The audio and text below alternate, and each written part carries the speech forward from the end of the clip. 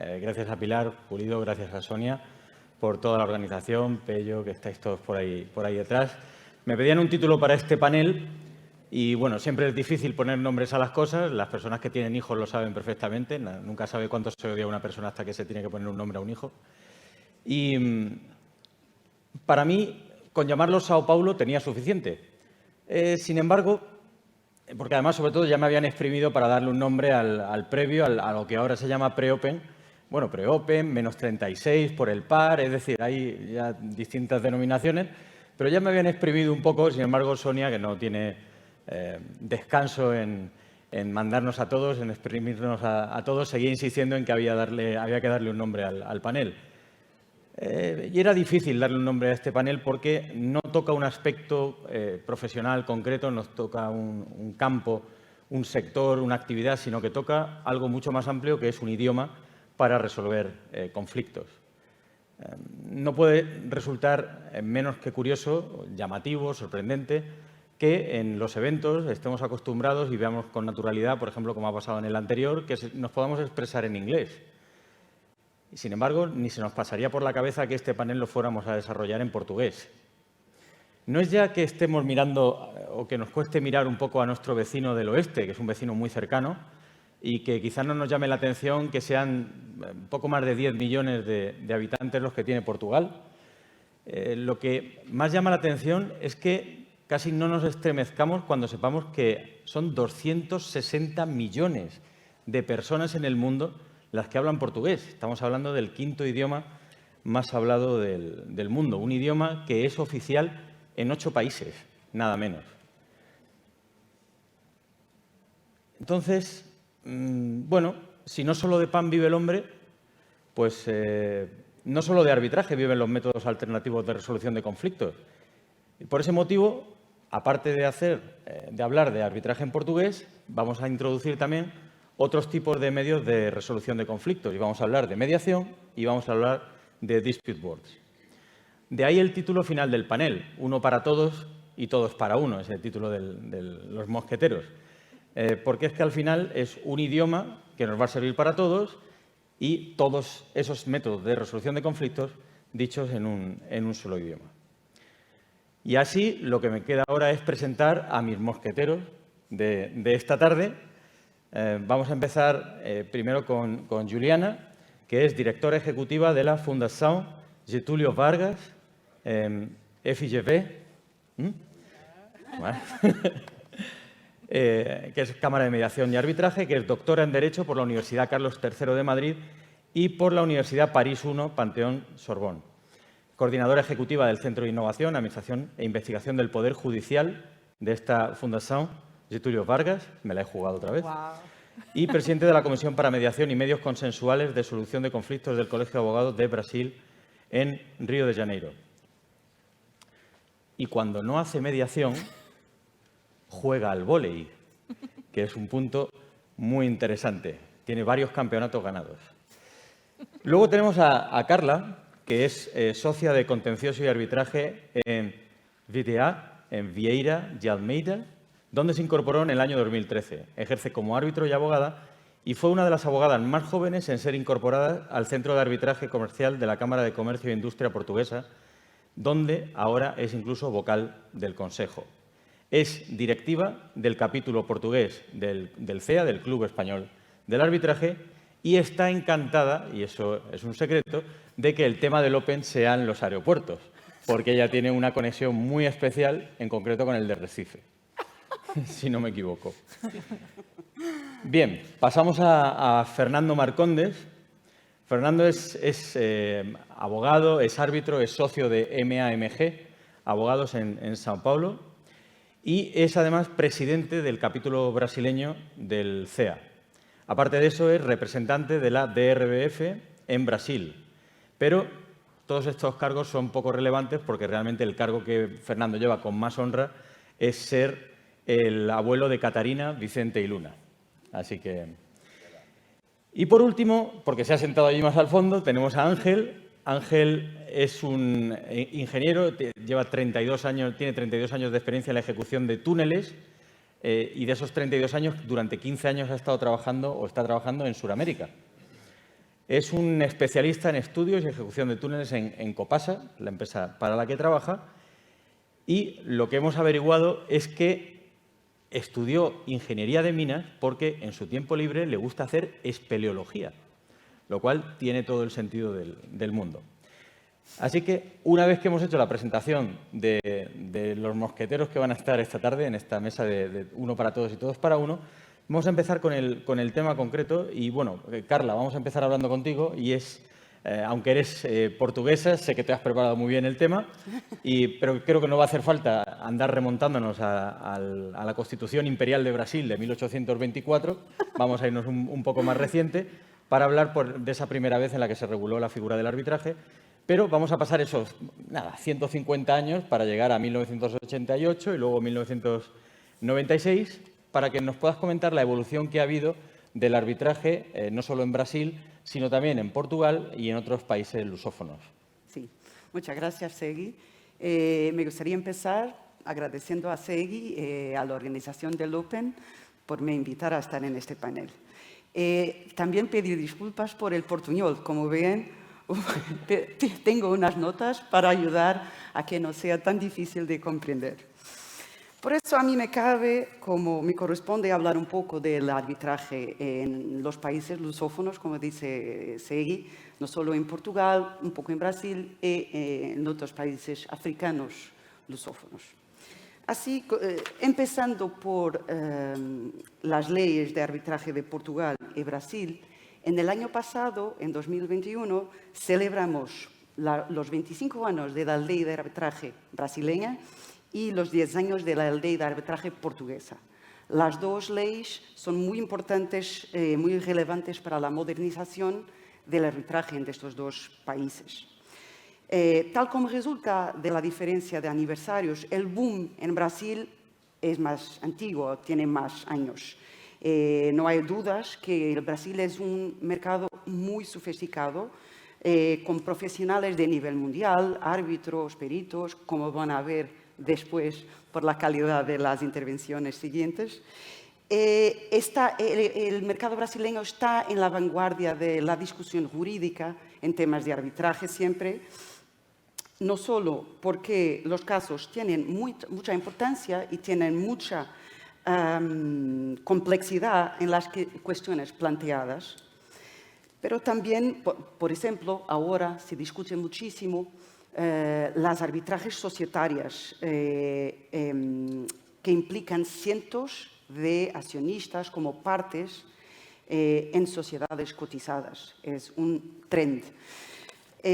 Por otro lado, al tratarse de un gran mercado, el Brasil asume el protagonismo también en las cifras.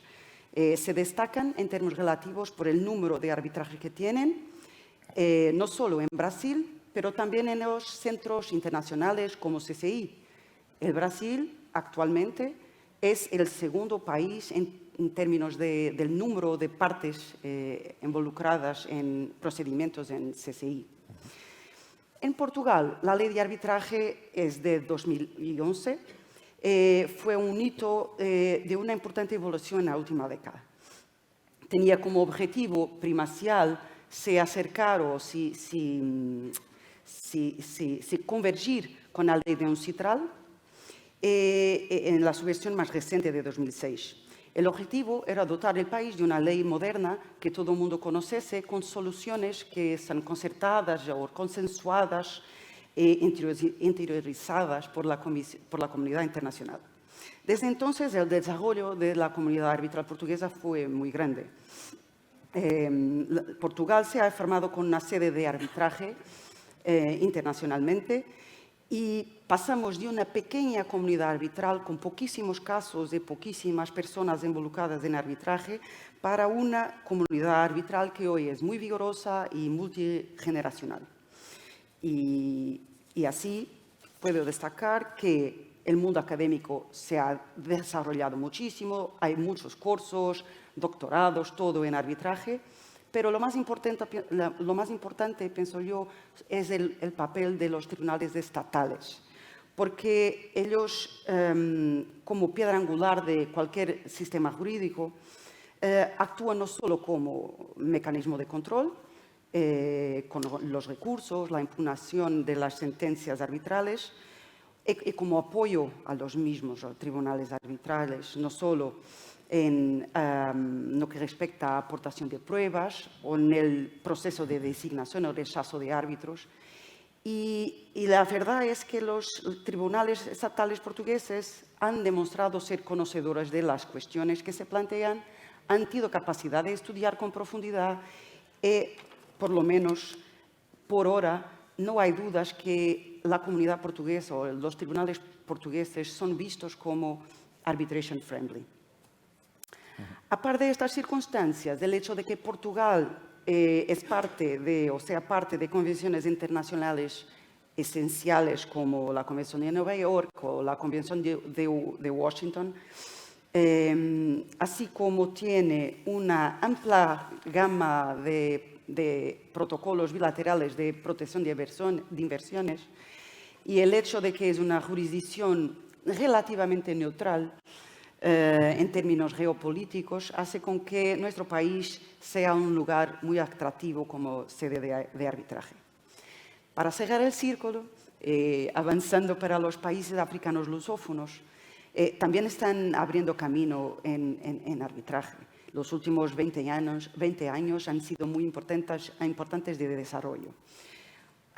Esto se debe a los cambios legislativos significativos en las leyes de arbitraje y de inversión, las estadísticas de los centros como la CCI o la LCIA muestran un aumento muy significativo de procesos con partes africanas y eso se debe también a un número creciente de países africanos que se adhieren a la Convención de Nueva York o de Washington. En concreto, en lo que respecta a los países lusófonos, los que han adherido a la Convención de Nueva York son Mozambique desde 1998, Angola 2017, Cabo Verde 2018 y São Tomé y Príncipe 2012 aún no está aún en vigor. Por tanto, de la comunidad de países de lengua portuguesa, solo Guinea-Bissau y Guinea Ecuatorial, portuguesa, como lo sabemos, no todo, que no hacen parte de la Convención de Nueva York. Del convenio de Washington, el Cabo Verde, Guinea-Bissau, Mozambique y São Tomé y Príncipe también son partes integrantes. ¿Qué decir de particular cuanto a los países africanos lusófonos? Que a pesar del aumento de número de partes en procedimientos, la verdad es que muchas partes en arbitrajes internacionales aún optan por escoger como sede del arbitraje ciudades más conocidas como París o Londres o mismo Lisboa. Por eso los tribunales locales entran en la materia solamente más en la ejecución de las sentencias arbitrales. Los centros de arbitraje locales también están en diferentes fases de desarrollo. Hay unos que existen pero no están activos, pero sí que hay los que están activos. En Angola puedo mencionar el Centro de Resolución Extrajudicial de Litigios, está activo. En Cabo Verde también hay, pero el más activo y con una actividad muy regular es sin duda el de Mozambique, pero más con arbitrajes domésticos o con partes nacionales. Por eso, para concluir, en la lusofonía, por cuenta de las alteraciones legislativas, por cuenta del facto de que la academia se ha desarrollado mucho en esos países, en Brasil y Portugal hay mucha actividad. Desde muchos años hay árbitros brasileños que ya viven en Lisboa, parcialmente de su tiempo. En los países lusófonos africanos, el sistema jurídico es igual casi al portugués. Por eso los árbitros pueden circular con mucha facilidad. Y por eso, por esos motivos, pensamos que en los próximos años se va a desarrollar inmenso la actividad. Gracias. Muchas gracias. Pues, Juliana, nosotros lo que sabemos que desde el primer intento en el año 2010 de instaurar la mediación digamos, obligatoria, no exactamente era así. Pasaron 5 años hasta que en el año 2015 se consagró dentro del Código Procedural, que le llaméis, civil, que además, con esa aprobación de la incorporación de la mediación dentro del Código Procesal, se aprobó en paralelo también una ley de mediación. Entonces, ¿cómo ha sido el desarrollo también de la mediación en esos años hasta llegar a esa decisión de 2015 y luego a la actualidad, claro? Hola, buenas tardes. Gracias, Segui y Pilar y demás, por la invitación. Es un placer, un honor estar aquí en Madrid con vosotros.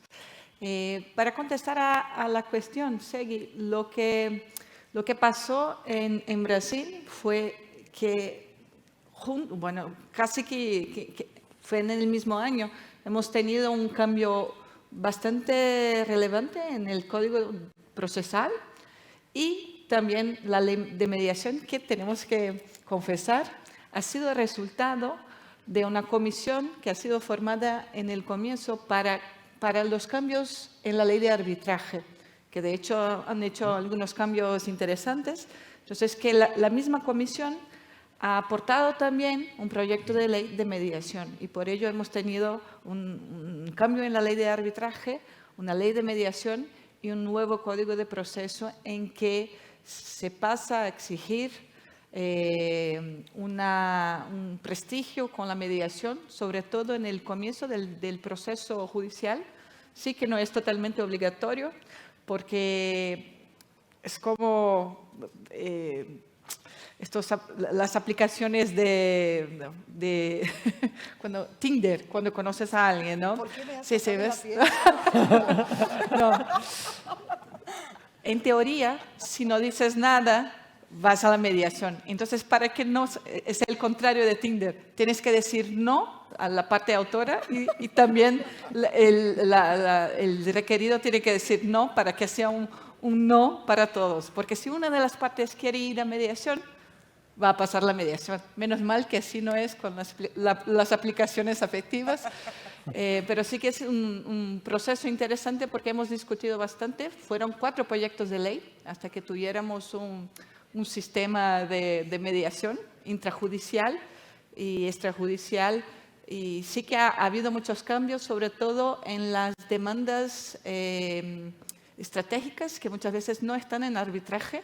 Puede parecer que estamos con muchos arbitrajes, y es verdad, pero hay mucho todavía que llevar al arbitraje. Y yo creo que ha habido un aporte muy, muy interesante de la mediación en estos casos, que podían estar en el arbitraje y todavía no están por alguna razón, entonces que pasan a ser también trabajados con mediación en el proceso. Bien, pero antes de hacerte una pregunta que tengo muchas ganas de hacerte después de esto último que has dicho, has hablado de intrajudicial, extrajudicial, o sea que hay mediadores judiciales y mediadores extrajudiciales. Sí, la ley 13.140 de 2015 y también el Código de Proceso Civil, que se hablan bien, aunque son leyes distintas, se hablan bien, o sea, tiene una coherencia, hace una distinción. Y la distinción principal es la formación, porque para los mediadores judiciales les exige un número mínimo de clases teóricas y de clases prácticas, mientras en lo extrajudicial, por ejemplo, si tú quieres trabajar como mediador, que seguro quieres trabajar como mediador en Brasil, podrías, por ejemplo, aunque no tengas el curso que está exigido por el Consejo General de Poder Judicial en Brasil. Entonces, por ejemplo, es lo mismo que el arbitraje. Si eres mayor, que yo creo que sí, si tienes una capacitación mínima en mediación, sí que podría ser, por ejemplo, cualquier uno de nosotros podríamos ser mediadores extrajudiciales en Brasil.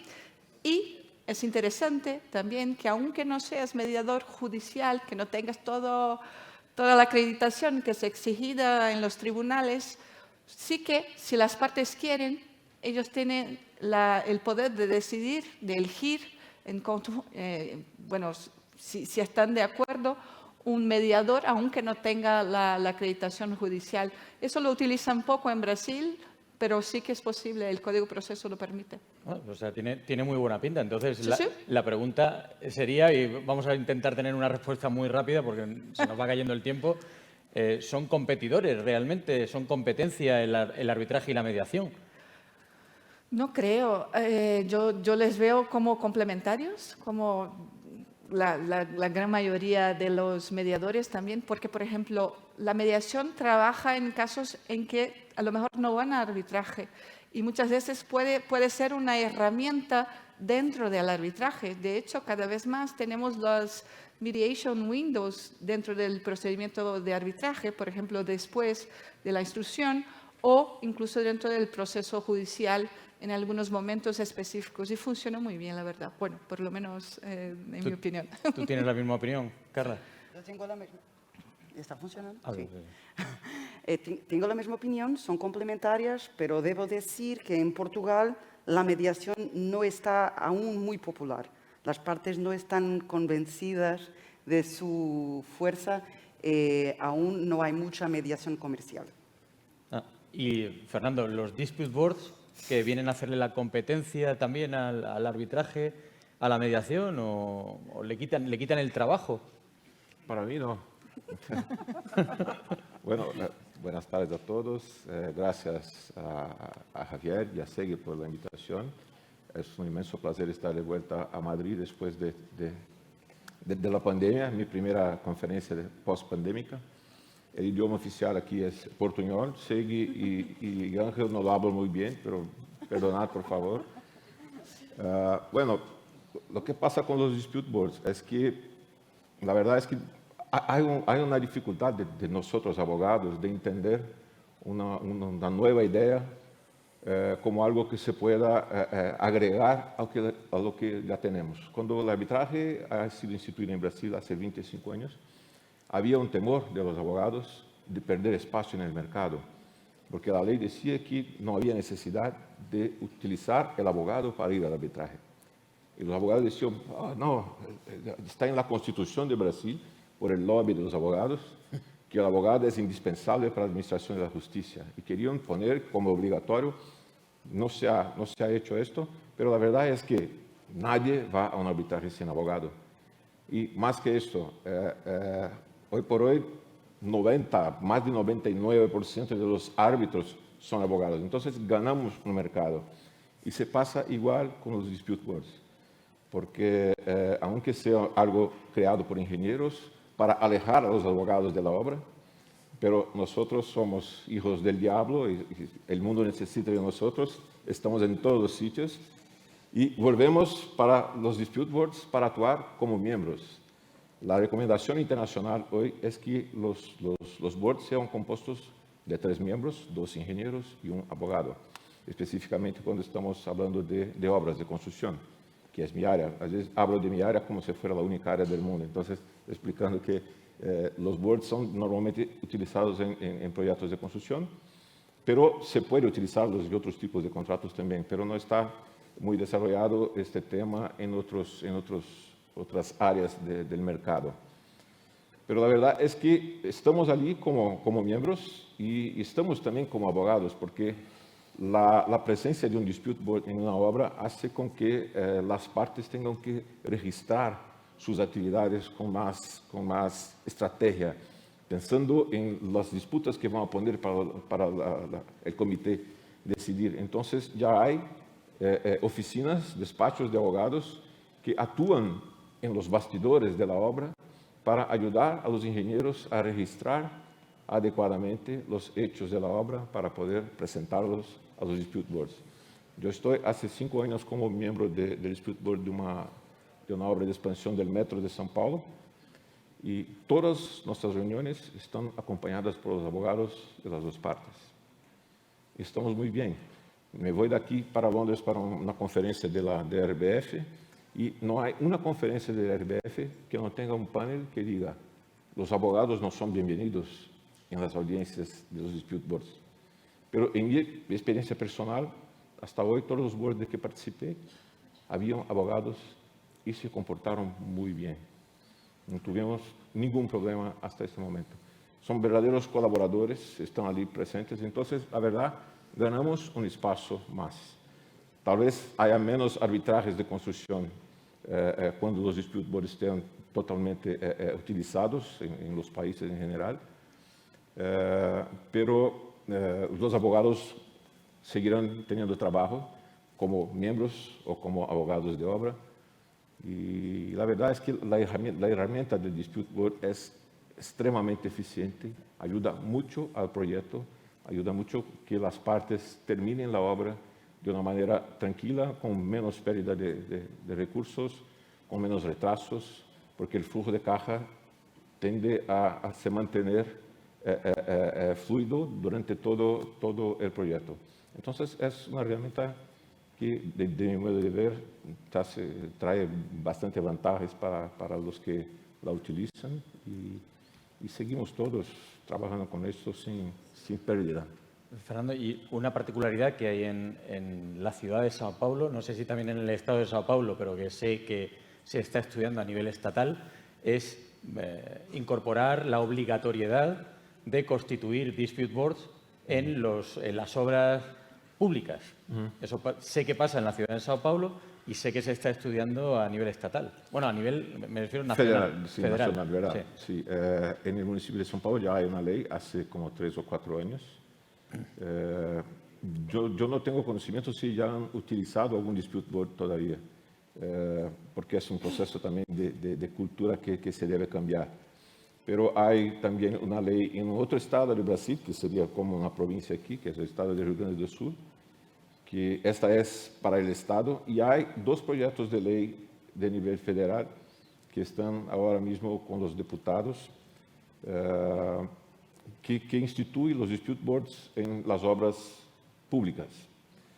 Ya tenemos en la ley de concesiones, que ha sido cambiada hace poco tiempo, la previsión de uso de herramientas de solución alterna de conflictos como mediación y dispute boards. Están allí claramente mencionados. Hay un trabajo de la Agencia Nacional de Transportes Terrestres para poner los dispute boards en las concesiones en general. Entonces, hace un trabajo muy fuerte en ese sentido. Y ya hay un cambio general. La verdad es que no estamos con varios dispute boards funcionando sin necesidad de un marco legal, pero el marco legal será bienvenido para que los agentes públicos se sientan más confortables para utilizar un dispute board y para seguir una decisión que es determinada por un dispute board, sin pensar que pueden ser procesados en la persona física por tener acogido una decisión de un tercero, en fin, que no haya ninguna confusión. Entonces, ese marco será importante en el futuro, pero mismo sin el marco, hoy seguimos muy bien con los dispute boards. Gracias. Y con relación, bueno, estamos hablando de temas generales, pero vamos a aterrizar en algún tema concreto, como por ejemplo las particularidades que puede haber en los sistemas en estos países lusófonos que tengan que ser, pues, de algún modo enfrentadas, ¿no? Como por ejemplo un caso particular que es la inexistencia de regulación sobre la figura del árbitro de emergencia que está tan extendida hoy día. Carla, ¿tú nos puedes avanzar un poco qué es lo que está sucediendo? Sí, es verdad que no es tan prevista en la ley brasileña, por ejemplo, mismo la portuguesa, pero en la práctica sí que funcionan muy bien. El árbitro de emergencia, tanto en Brasil como en Portugal, en los países africanos un poquito menos porque los centros no están tan desarrollados y muchas veces la figura del árbitro de emergencia está prevista y regulada en los reglamentos de los centros de arbitraje, pero en Portugal y Brasil sí que funcionan muy bien. Hasta he preguntado a personas ahora si tuvieran algún problema con la ejecución de alguna decisión. Y nada, sí que funciona muy bien, tanto en Portugal como en Brasil. Sí que se está haciendo un esfuerzo, creo, ¿no, Juliana, en incorporar esa figura dentro de los reglamentos las instituciones que todavía no la tienen? Por ejemplo... Sí, de hecho... Sí, tú ahora. Sí, funciona. Sí, de hecho, por ejemplo, en el reglamento de la Cámara de la Fundación, que es una institución brasileña, que a lo mejor es bastante conocida, pero totalmente brasileña, no tenemos la previsión, pero sí que es una exigencia del mercado de arbitraje. Entonces, sí que, por ejemplo, nosotros estamos trabajando para insertar la previsión porque el mercado lo exige, nosotros o sea, no propiamente la ley, sino el propio mercado de arbitraje tiene una fuerza muy relevante en Brasil para los cambios. Y yo creo que eso pasa con otros temas también, por ejemplo, como la inserción de las partes de interés público en el arbitraje, que antes mismo de haber una previsión legal sí que teníamos una jurisprudencia, una práctica ya bastante desarrollada en ello. O sea, la ley se va adaptando incluso a lo que se va convirtiendo Claro. en una práctica ya sentada dentro del mercado. La práctica va por delante, ¿no? Sí, eso que decía Carla, que muchas veces el papel, el rol del Tribunal Estatal es muy importante, porque lo refuerza, lo reconoce antes mismo, muchas veces, que la ley. lo prevé. Sí, Qué envidia. ¿Querías algo? Fernando, ¿tú querías incorporar también otro elemento en el...? En cuanto a la administración pública, lo que ha pasado en Brasil es curioso porque cuando empezó a la utilización del arbitraje, como se trata de derechos patrimoniales disponibles, como dice la ley, los agentes públicos, los órganos públicos decían, no, arbitraje no es para mí porque los derechos estatales son todos indisponibles. Pero ponían en el edital, ponían en el contrato, pero cuando eran llamados para un arbitraje decían, no, derecho indisponible. Curioso. Pero entonces necesitaba cambiar la ley para hacer una previsión más clara, más exacta, para llamar a la administración pública, tornar obligatorio a la administración pública la utilización de arbitraje. La ley ha sido cambiada, pero no de manera satisfactoria. Cuando se lee la redacción, el problema sigue exactamente lo mismo, pero algo mágico ha pasado porque la administración pública empezó a aceptar el arbitraje y a utilizar el arbitraje. Entonces, en los últimos 5 años aproximadamente, ha incrementado increíblemente el número de arbitrajes con órganos públicos, con la administración pública.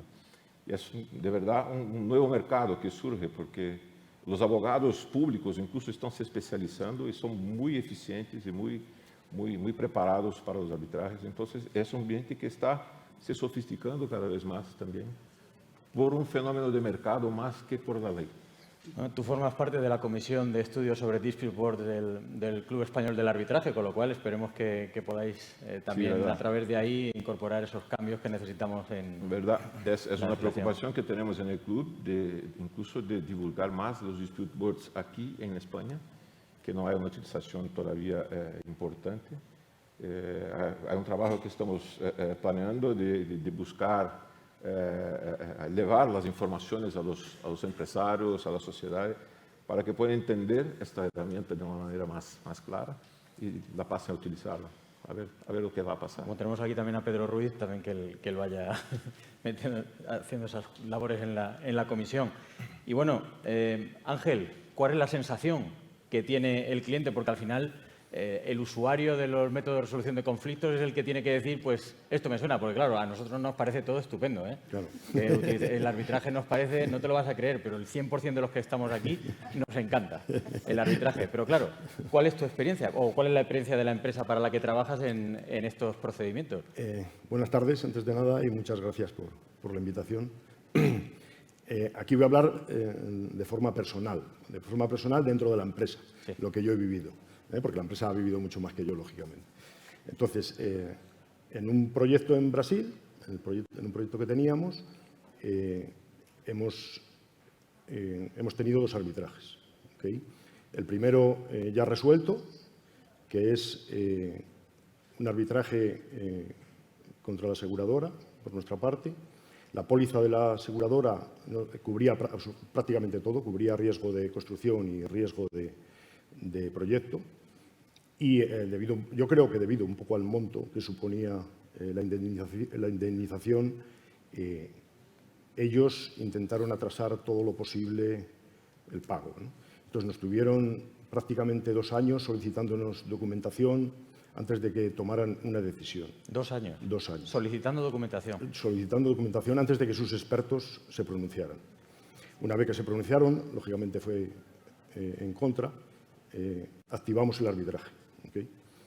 En el arbitraje tuvimos la suerte de tener 3 árbitros totalmente formados en el tema de proyectos y construcción. Un abogado estupendo. Un abogado estupendo que lo tengo a mi izquierda. Y en 2 años y medio conseguimos que saliera adelante la indemnización que realmente teníamos derecho. Quiero decir, la aseguradora fue totalmente, pienso, torpe porque estaba cantado, ¿no? Sí, entonces, pero la sensación en Brasil ha sido muy buena. Eso, hay unos grandes profesionales, hemos salido muy bien en ese arbitraje y ahora mismo estamos en otro contra nuestro cliente, que es una empresa del Estado, es una empresa que se dedica a construir y a mantener autovías, es una empresa que se da la circunstancia ahora mismo que está en liquidación y que desaparece en agosto. Te va a faltar decir el nombre. El nombre lo puedo decir. Por eso digo, pero vamos. Es Dersa. Cuidado. Es Dersa, no. Entonces, bueno, estamos en pleno arbitraje y a ver cómo acaba, ¿no? Y lo dices, esa buena sensación que dices que tienes, ¿la tienes porque tienes otro término de comparación? Es decir, otra experiencia que a lo mejor no haya ido tan... Claro, a nivel personal, aquí en España, la única controversia que he tenido ha sido en una obra también, lógicamente, pero a través de un tribunal, ¿no? Un tribunal estándar. Entonces, bueno, ahora, a toro pasado, viendo cómo fue el arbitraje en Brasil, ¿qué notamos? Pues un poco lo creo que es lo que se habla siempre de forma estándar, ¿no? El juez, yo creo que carece un poco de conocimientos específicos de los proyectos, el tiempo es muy reducido, no hay flexibilidad, con lo cual las circunstancias son muy complicadas para poder sacar un litigio en un tribunal, ¿no?